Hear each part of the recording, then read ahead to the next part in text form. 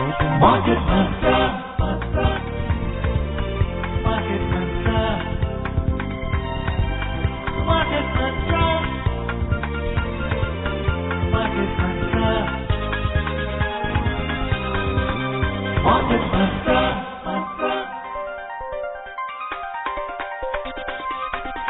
Market Mantra. Good evening, listeners, and welcome to another edition of Market Mantra, in which we give you a complete update on the economic and business news of the day. And as you know, this is an interactive program where you can call and talk to our experts. So if you have any queries, questions and doubts about mutual funds and related issues, you can call up our phone numbers. Our phone numbers are 2331 4444, 2371 7106 and 2371 1050. And as always, if you're calling from outside Delhi, please prefix the STD code, that's 011 before the numbers.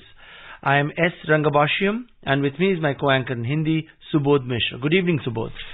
नमस्कार रंगा और नमस्कार श्रोताओं। कारोबारी खबरों के साथ market मंत्र हाजिर है। आज रविवार है और हर रविवार की तरह आज भी हम म्यूचुअल फंड से जुड़े आपके सवालों के जवाब देंगे। सवाल पूछने के लिए इन नंबरों पर फोन कर सकते हैं 23717106, 23314444 और 23421050। दिल्ली से बाहर के श्रोता इससे पहले एसटीडी कोड 011 डायल करें। आपके सवालों के जवाब देने के लिए हमारे साथ जुड़े हैं mutual funds expert Dhirendra Kumar.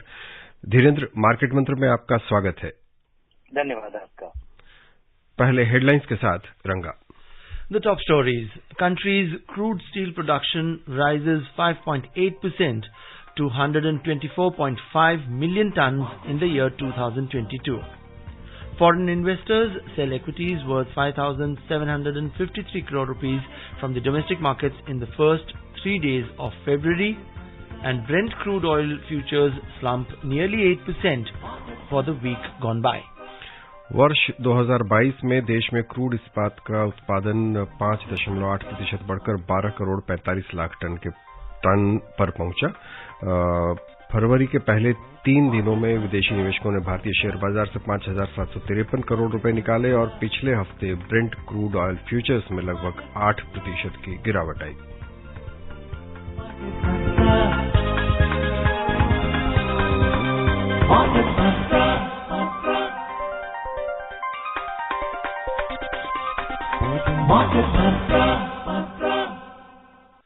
And now for all the details, let's start off with the metals sector. The country's crude steel production rose by 5.8% to 124.5 million tons in 2022, according to Steel Mint. The country had produced 117.63 million tons of crude steel in the year 2021, the market research firm said. The production of finished steel in 2022 was at 110 million tons, up from over 104.5 million tons a year ago, Steel Mint said in its latest report. The consumption of finished steel rose 8% to 106.5 million tons. Steel Mint attributed the increase in output and consumption to continuous focus of the government on the infrastructure sector. According to the report, the exports in the year 2022 registered a sharp drop of 44% year-on-year to 10.4 million tons, but the imports jumped 21% to 4.8 million tons. रंगा, ये खबर बहुत उत्साहजनक है सचमुच। जैसे देश में हम देख रहे हैं आज जो हालत है, जिस तरह से इंफ्रास्ट्रक्चर पर काम हो रहा है, exactly. और उसे लेकर और खास तौर पर अभी हम देख रहे हैं कुछ जो बड़े सेक्टर हैं, सड़क निर्माण है या अभी हम रेलवेज में देख रहे हैं, काफी कुछ स्टील हर चीज में इस्तेमाल होने वाली चीज है और ये स्टील क्षेत्र के लिए ये काफी उत्साहजनक ये नतीजे नजर आ रहे हैं। That's true. Yeah, and let's put this same question to Dhirendra as well. Dhirendra, although, we'll be focusing exclusively on mutual funds, but as a sector, steel and crude steel production going up and also finished steel rising by, 8%. Isn't that a good indication for the economy as such? Yeah, it is a good, good indication. Not only a good indication, steel mills work overtime. In fact, one should also look at the complexion of the steel production. There are broadly three kinds. The sheets and the kind of things used in infrastructure, and the torus steel which is used in the construction. If you look at the complexion of it, it's very encouraging what we are producing. And then, if you could recall, this is a sector which was in trouble in the last 8-10 years back. It indebted, many companies were going bankrupt. They did go bankrupt. The ownership changed, and now we are ready with about in the last 10 years. I think we would have added 30-40% capacity. That's true. And we have looked at the turnaround in the demand and the cyclicality of prices. So suddenly here is a booming sector, and we are very beautifully poised. जी right हाँ, पहले collar हमारे साथ जुड़ गए हैं। दिल्ली से we Prajapati हमारे साथ हैं। स्वागत है आपका, सवाल पूछें। नमस्कार। नमस्कार जी। सर, मुझे म्यूचुअल फंड में पैसा लगाना है, क्योंकि बैंक में गए थे, बैंक ने बोला था कि आप हमारे बैंक में भी म्यूचुअल फंड मिलते हैं। आप मुझे ये समझाइए, ये बताइए कि उन्होंने बोला था 500 रुपये महीना या 1000 रुपये महीना हमें कितने टाइम तक जमा करना पड़ेगा, फिर हमें कैसे क्या क्या करना पड़ेगा, थोड़ा इसके बारे में थोड़ा डिटेल से समझा दीजिए। जी हाँ, आप म्यूचुअल फंड में शुरुआत कम से कम 500 रुपये महीने से कर सकते हैं, लेकिन अधिकतर फंड में 1000, 2000, 3000 रुपये, 2500 रुपये मिनिमम SIP की रकम होती है। तो और जो शुरुआती आपकी जो जानकारी है, जो आपके पास उपलब्ध होना चाहिए, या आपका सोच उसमें पक्का होना चाहिए कि आपको कितने समय के लिए पैसा लगाना है। क्या आपको पैसा कुछ साल के लिए लगाना है, क्या पैसा आपको बहुत सालों के लिए लगाना है, या आपके रिटायरमेंट का पैसा है। ये बहुत ही इम्पोर्टेंट जानकारी है, क्योंकि इसके बिना आपकी कोई ढंग से मदद नहीं करेगा, बल्कि आपके निवेश करवा देगा, जिसके बाद आप चिंतित हो जाएंगे। तो ये पहले आप निर्धारित कर लीजिए, और उसके बाद मेरी सलाह होगी कि आप पहली बार इन्वेस्ट कर रहे हैं, शुरुआत कीजिए किसी कंजर्वेटिव जैसे हाइब्रिड फंड से या किसी से। अगर आप लंबे समय का इन्वेस्टमेंट कर रहे हैं, कम समय का इन्वेस्टमेंट कर रहे हैं, तो एक डेट फंड में इन्वेस्ट कीजिए, या फिर जहां पे आप, मुझे उम्मीद है कि आपको बैंक डिपॉजिट से ज्यादा रिटर्न मिल पाएगा, लेकिन कोई बहुत ज्यादा नहीं मिलेगा। बैंक के ब्याज दरें कम हो रही हैं, और अभी हालांकि हाल फिलहाल थोड़ी बढ़ी है, लेकिन फिर भविष्य में ये कम हो जाएंगी।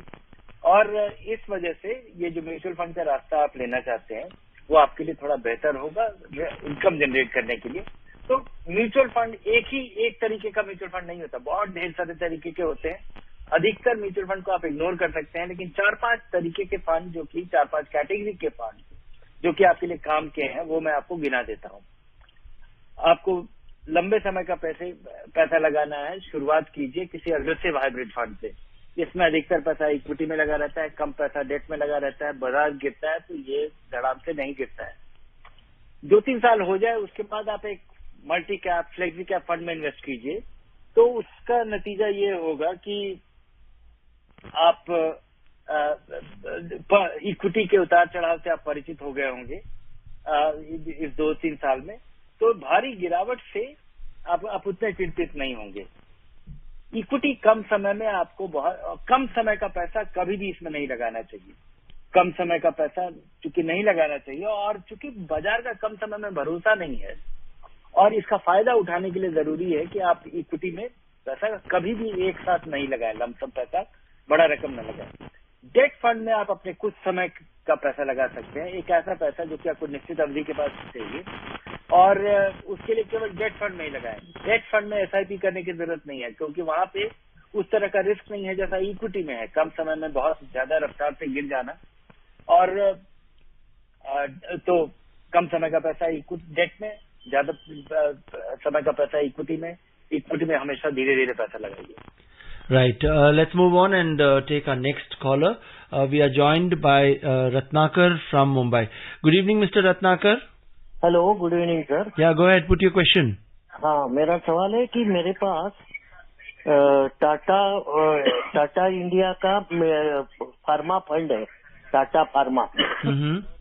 उसमें more than 820 days I am holding it and अभी उसके ऊपर 75,000 का प्रॉफिट है, तो whether I should leave it, ये एक सवाल है।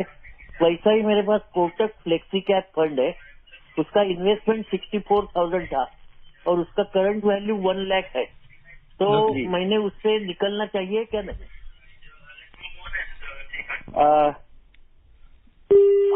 आम तौर पे मेरी सलाह होती है कि किसी सेक्टर फंड में आप पैसा मत लगाइए, तो पैसा लगा भी रहे हैं और उसके बाद आप कह रहे हैं कि इसको केवल फार्मा कंपनी में पैसा लगाइए। इस वजह से, और चूंकि आप बहुत फायदे में हैं, इस पैसे को जरूर निकाल करके आपको डाइवर्सिफाई करना चाहिए। टाटा फ्लेक्सी कैप एक शानदार फंड है और मैं आपको एक दूसरी सलाह देना चाहूंगा जो कि आपको हमेशा ध्यान रखना चाहिए कि केवल दाम बढ़ गया है इस वजह से आपको नहीं बेचना चाहिए, और अगर बाजार गिर जाता है तो आपके लिए बाजार में दोबारा पैसा लगाना बड़ा मुश्किल हो जाएगा, क्योंकि आप उसके बाद इंतजार करते रहेंगे कि और गिरेगा। और अगर बाजार बहुत बढ़ जाता है तब तो ऐसे ही मुश्किल हो जाएगा, क्योंकि आपने सस्ते दाम में निकाल लिया है या कम वैल्यू पे निकाल लिया है। तो इसलिए आप अपनी जरूरत के हिसाब से अपना स्ट्रैटेजी बनाइए। हाँ, ये जरूर कीजिए कि जब, जैसे मैं कहता हूँ कि आपको धीरे धीरे पैसा लगाना चाहिए, जब पैसे की जरूरत होने का अंदाज हो तो उसके पहले धीरे धीरे पैसा निकाल भी लेना चाहिए। तो आपको अगर 1 साल बाद अगर कुछ पैसा चाहिए, आपने कुछ पैसा इकट्ठा किया कई सालों से और उसका 1/4 पैसा अगर आपको अगले 1 साल के बाद चाहिए, तो अभी हर महीने उतने पैसे को हर महीने बांट के निकाल लीजिए, ताकि आप बाजार पर नहीं निर्भर करें जब उस पैसे की आपको जरूरत हो। Right. Let's move on and take our next caller. And joining us next is one of our regular callers on the program, Mr. SPS Jain from Noida. Good evening, Mr. Jain. And what's it that you want to discuss? Dhiren जी को भी नमस्कार। नमस्कार। ये जानते हुए कि धीरेन जी हमेशा gold के खिलाफ रहते हैं मैंने गोल्ड कुछ लिया था और उस पर मैं इस समय 20% प्रॉफिट पर बैठा हूं मैं। तो जब ये शेयर मार्केट का अपहीवल ठीक हो जाएगा तो शायद गोल्ड नीचे आ जाए, तो आपकी क्या सलाह है? कुछ प्रॉफिट बुक कर लिया जाए या अभी चलने दिया जाए? आप मुझसे पूछ रहे हैं कि गोल्ड में स्पेकुलेट कैसे किया जाए और आपको मेरा जवाब भी पता है, इसलिए मैं दोबारा आपको बता देता हूँ ताकि और दर्शक इसका फायदा उठा सके। और मैं एक खास जानकारी आपको देना चाहूंगा कि सोने के दाम में भारी उतार चढ़ाव देखा गया है, लेकिन एक चीज नहीं भूलना चाहिए कि पिछले 10 साल का सोने का रिटर्न 5% है और पिछले 1 साल में ये इसका प्रदर्शन बहुत ही जबरदस्त रहा है। पिछले 1 साल में सोना 20% बढ़ा है, और जब भारी अनिश्चितता होती है, जब लगता है कि दुनिया खत्म होने वाला है, तो सोने का दाम बढ़ता है। और इसलिए मेरी सलाह होगी कि लंबे समय का निवेश आप नहीं होना चाहिए। और आप चूंकि मुनाफे में बैठे हैं तो मेरी सलाह होगी कि अभी से मेरा बात मानना शुरू कीजिए, आपको फायदा होगा। जी, अगले कॉलर है मुंबई से संजय। संजय, स्वागत है आपका, सवाल पूछें। Sir, it is said that most of the return is made by asset allocation and it is the responsible for most of the return. Then why the long-term return of aggressive hybrid funds is less than the flexi cap funds? Yes, yes, to a reasonable extent, aggressive hybrid funds are disciplined. Asset allocation can be, a very useful tool to, in terms of, reducing your losses in the worst of times. That is the role of asset allocation in a portfolio. But over a long period of time, let me just give you an example. And what you are saying is right. You are saying that most of the return is attributed to asset allocation. Not really. If you are prepared to take great volatility and if you are invested in equity all the time, you will generate more return. In fact, if you are invested in, if you look at the 20-year return of small cap funds, or if you look at the 10-year return of small cap funds, they are the highest. They are also the most volatile. So they are the most volatile. They generate the most return. The problem of an individual investor is little different. We want more return, but we are not interested in, seeking a big downside, a free fall, like in March 2020 or in, January 2008, when the market, in a matter of few weeks goes down by 60% and looks like, the world is coming to an end. And that is the kind of fall which drives an investor to get out of the market forever. And new investors get scared more faster, very quickly. So with that in mind, I would say that those aggressive hybrid funds and other vehicles are useful to reduce your, they are, regret minimizing vehicles. It is not about maximizing return.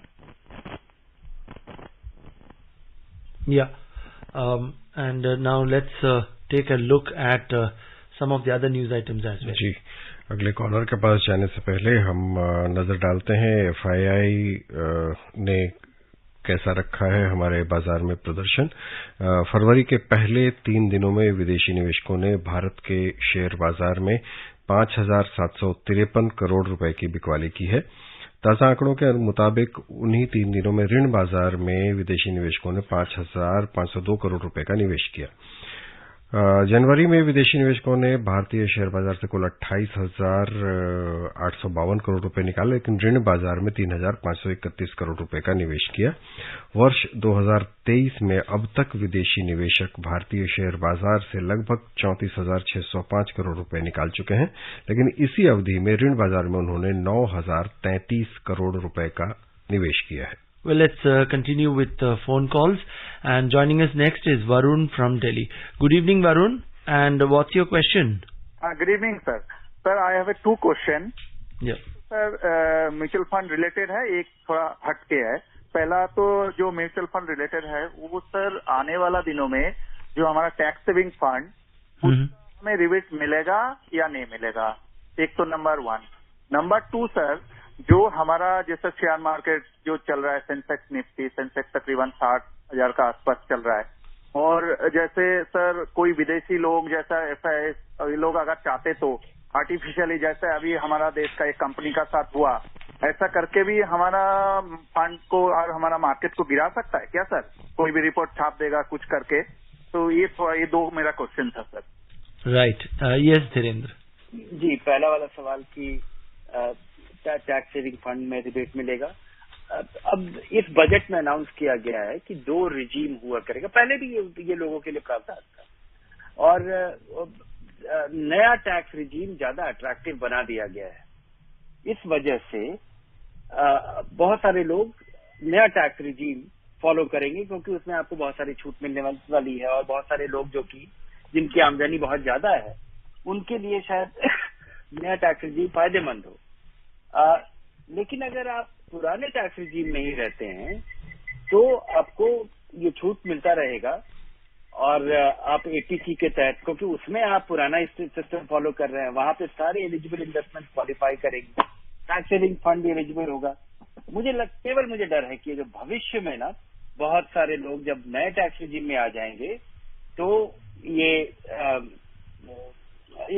नए tax regime में tax saving fund का कोई context नहीं है। Right. Yeah. And he also spoke about the other aspect of, major volatility because of some report coming up in some part of the world. Yeah. Yes, there is a possibility that once in a while something crooked happens, somebody misleads the market, or some scandalous things happen.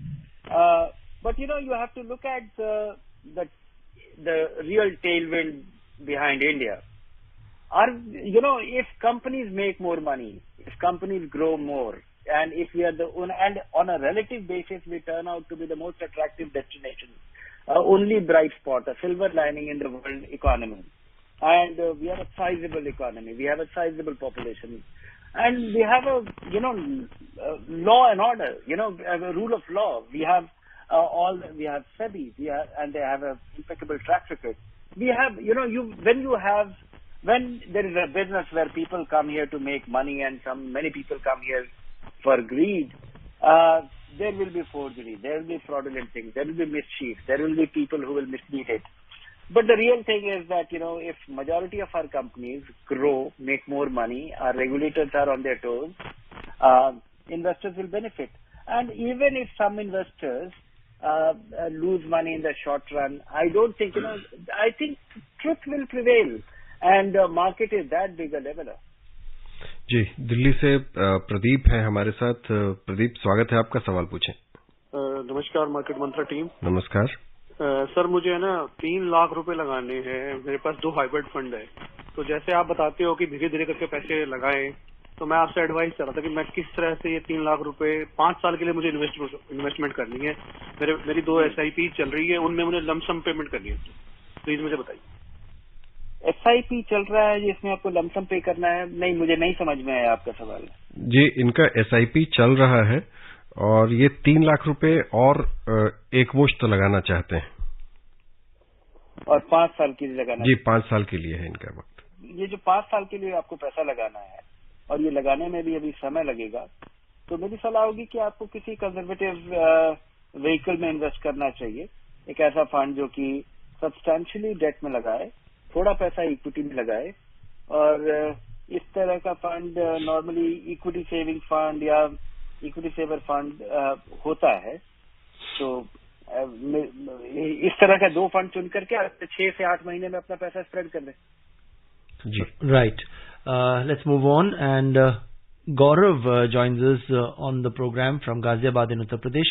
Good evening, Gaurav, and what's it that you want to discuss? Good evening, Market Mantra team. Good evening, Dhiren ji. I like your views and program very much. Sir, ये 2 सवाल हैं छोटे छोटे। पहला सवाल, ये चूंकि नई टैक्स रिजीम में ये हटा देंगे 1.5 लाख वाला जो रिबेट है, और म्यूचुअल फंड में बहुत लोग इन्वेस्ट करते थे, तो आपको लगता है कि 1.5 लाख करोड़ों लोगों का जिनका इन्वेस्ट होता था वो नहीं आएगा, तो मार्केट पे क्या नेगेटिव इफेक्ट पड़ेगा, आप क्या सोचते हैं? और दूसरा सवाल सर, ये हिंडनबर्ग सिनेरियो पे है, क्या ये अपॉर्चुनिटी है हमारे रेगुलर इन्वेस्टर के लिए? क्या सिस्टमैटिक रिस्क बनी हुई है? हम इन्वेस्ट करते जाएं, चिंता ना करें। आप थोड़ा सा इसके बारे में गाइड कर दीजिए। Thank you. आपका पहला सवाल काफी सिंपल है और इसके बारे में मैं काफी गहराई से सोच भी रहा था। मुझे लगता है ये इस पैसा जो ELSS में नहीं आएगा, वो किसी और इक्विटी फंड में लगेगा और किसी और लोग चुनेंगे, और जो ये SIP का आपको मोमेंटम दिख रहा है ये जारी रहेगा। तो फिर भी मुझे लगता है कि ये बड़ी निराशाजनक चीज है कि बहुत सारे लोग इक्विटी टैक्स सेविंग फंड के जरिए, ELSS फंड के जरिए अपने निवेश की शुरुआत करते थे, और ये बहुत ही खूबसूरत तरीका था उनके शुरुआत करने के लिए, क्योंकि आप किसी भी निवेशक का पैसा लगवाइए या लगाए और 3 साल तक लॉक इन होना, मुझे लगता है बहुत ही पावरफुल फीचर था। क्योंकि इक्विटी में लोग लगाते ही हैं उत्साहित होकर जब बाजार काफी बढ़ रहा होता है, अच्छा करता होता है, जिसके लगाने के तुरंत बाद कभी न कभी 6 महीना 8 महीने में एक ऐसी स्थिति आती है जब बाजार गिरता है। पहली बार जब गिरता है तो निवेशक भाग जाता है और काफी चिंतित होता है और फिर बाजार को बहुत दिनों तक कोसता रहता है। 3 साल तक लगाने के बाद, और जब आप उसमें आप रुक जाते थे, ये लॉक इन की वजह से आप उसमें अटक जाते थे, और जिस वजह से आमतौर पर आज तक मुझे ELSS में रेयरली कभी कोई व्यक्ति मिला है जिसका पैसा का नुकसान हुआ हो। आमतौर पे लोगों का इसमें, और इससे बेहतर इन्वेस्टर एजुकेशन कुछ नहीं होता है। जब कोई आदमी निवेश करे, उसको रिटर्न मिले और टैक्स की छूट मिले, और जब बुरा वक्त हो तो उस समय वो निकाल नहीं पाए क्योंकि वो उसके लिए अनुचित है। हम कितना भी बोलते रहते हैं कि इक्विटी आपको लंबे समय के लिए लगाना चाहिए, लेकिन कम समय में जब बाजार गिरता है तो लोग चिंतित होकर अपना पैसा निकालते हैं, तो और जिसके वजह से वो बाजार से हमेशा के लिए निकल जाते हैं। कई बार उनका नुकसान हो जाता है, नुकसान उनका परमानेंट हो जाता है। तो ELSS का नहीं होना एक शुरुआती अच्छा गेटवे व्हीकल, ये मुझे लगता है कि बाजार के लिए और आम व्यक्ति के लिए ये एक बहुत ही नेगेटिव चीज है। ये नुकसान हुआ है। अगले कॉलर है जयपुर से जितेंद्र, स्वागत है आपका, सवाल पूछें। हाँ सर, मेरा ये पूछना है, जैसे एक हम डीमैट अकाउंट खुलवाते हैं, उसमें हम निफ्टी नेक्स्ट 50 परचेज करते हैं और एक म्यूचुअल फंड से निफ्टी नेक्स्ट 50 परचेज करते हैं, तो 2-3 साल 5 साल बाद दोनों का रहेगा, एक्सपेंसिव रेशियो रहेगा। हम डायरेक्ट म्यूचुअल फंड से लेते हैं, डायरेक्ट परचेज करते हैं और इसमें ETF के माध्यम से। Yes, sir. Ranga, can you clarify the... Yeah, I think there was a disturbance in the line, but I think he was talking about this fact that whichever means what is more beneficial, buying it directly from the mutual fund company or through an intermediary after opening a demat account? I really don't know because opening a demat account for buying a mutual fund is not necessary. Whether you buy, and there are ways in which you can buy a mutual fund. One is through an intermediary, and the other is yourself directly from the fund company or from many of the fintechs who are enabling investment in the direct use of mutual fund. Second is that, then there is another way of building a replica of index fund, that you buy a basket of stocks exactly in the same ratio at a defined periodicity. By opening a demat account. That is something which is very easily implementable, but it requires discipline. It requires a larger amount as well. If you want to do your 5,000 rupee investment, using a fund is better. If you want to do it with 10 lakh rupees every month, maybe that your ability to replicate the index constituents in a certain proportion is better. Now, if it is a long-term investment and you are not moving back and forth on the investment, then it is possible to be investing indirectly in those stocks, and you will be able to save all the expenses. Then your only thing is that you will have to do all the housekeeping, bookkeeping, and you will have to do those transactions in a disciplined manner yourself. And it will generate, little more return. You will have two advantages. One is that you will not have to incur the expense ratio, which they are always embedded in a mutual fund. Right. Second is that, you will not have a tracking error, and you can also attempt little bit of timing once in a while. जी, जल्दी से सवाल लेते हैं नोएडा से सुरेश जी का। सुरेश जी, स्वागत है, आपका सवाल पूछें। सर, मार्केट मंत्र टीम को मेरा नमस्कार। जी नमस्कार। मेरा प्रश्न है सर कि मैंने आज से 1.5-2 साल पहले एक्सिस ब्लू चिप फंड में कुछ 2 लाख रुपया लगाया था जी, परंतु उसकी परफॉर्मेंस लास्ट ईयर बहुत ही खराब रही है, तो क्या मुझे उससे बाहर निकल के कहीं और इन्वेस्ट करना चाहिए? और दूसरा प्रश्न है कि सर, ये हाउस रेंट अलाउंस की रिबेट क्या न्यू टैक्स रिजीम में मिलती है? Thank you very much. ये जो नया टैक्स रिजीम है, इसमें आपको किसी भी तरह का कोई रिबेट और डिडक्शन नहीं मिलता है। नया टैक्स रिजीम की खासियत यही है कि आपके शुरुआत में आपको बड़ा एडवांटेज मिलता है, काफी जो आप स्लैब है वो सिंप्लीफाई हो जाता है। राइट। आपको रिबेट भी मिलता है, लेकिन किसी भी तरह की छूट या डिडक्शन नहीं। And Dhirendra, very quick comment on his other question, axis blue chip. It's a good fund, and it has done poorly. It has done poorly in the past, after which it did very well. It remains a blue chip fund. It actually had a bad time last year. Right. And before we move towards the end, let's take a look at the oil scenario. Global crude oil prices ended sharply lower during the week gone by and slipped about 8% after strong US jobs data raised concerns about higher interest rates, and as investors sought more clarity on the imminent EU embargo on Russian refined products. Brent crude futures ended the week at $79.94 a barrel, slumping 7.8% during the week, and US crude futures finished the week at $73.39 per barrel, tanking 7.9% during the week. जी, धीरेन्द्र, कार्यक्रम से जुड़ने और श्रोताओं के सवालों के जवाब देने के लिए बहुत बहुत धन्यवाद। And we'd also like to thank all our callers for their active participation in today's program. And before we close, a quick look at the top stories. Country's crude steel production rises 5.8% to 124.5 million tons in the year 2022. Foreign investors sell equities worth 5,753 crore rupees from the domestic markets in the first 3 days of February, and Brent crude oil futures slumped nearly 8% in the week gone by. And with that, we come to the end of this edition of Market Mantra. From the entire team, thank you so much for joining us. Goodbye.